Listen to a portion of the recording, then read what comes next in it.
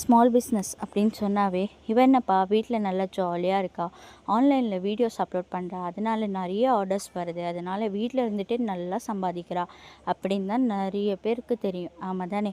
எங்களோட ஸ்ட்ரகிள் பற்றி இன்றைக்கி பேசலாமா? ஸோ ஒரு ஸ்மால் பிஸ்னஸ் ஸ்டார்ட் பண்ணுறதுக்கு முன்னாடி நாங்கள் குவாலிட்டியான ப்ராடக்ட்ஸ் எங்கே கிடைக்கும் அப்படின்னு தேடுறதுக்கே எங்களுக்கு 3 to 6 மந்த் வரைக்கும் ஆயிருங்க.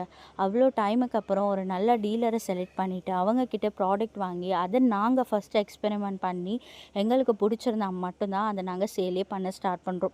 ஸோ இந்த சேல் பண்ணுறது அப்படிங்கிறது அவ்வளோ ஈஸி கிடையாது. வீடியோஸ் எடுத்து போட்டாலும் ஆர்டர்ஸ் வந்துடாது. இந்த வீடியோஸ் எடுக்கிற ஸ்ட்ரகிள் இருக்கே, ஒவ்வொரு வீடியோஸ்லேயும் நம்ம வந்துட்டு பார்க்குற கஸ்டமர்ஸுக்கு நம்ம ஏதாவது வந்துட்டு ட்ரஸ்டபுளாக வந்துட்டு ஏதாவது பண்ணணுங்க. ஸோ நம்மளுடைய வீடியோஸ் பார்த்து அவங்களுக்கு ட்ரஸ்ட் வந்தால் மட்டும்தான் அவங்க எங்களுக்கு கஸ்டமராக மாறுறாங்க. ஸோ நான் சொன்னது கரெக்டாக இல்லையா அப்படிங்கிறது ஸ்மால் பிஸ்னஸ் பண்ணுற நீங்கள் கமெண்ட்டில் ஷேர் பண்ணுங்கள். பை.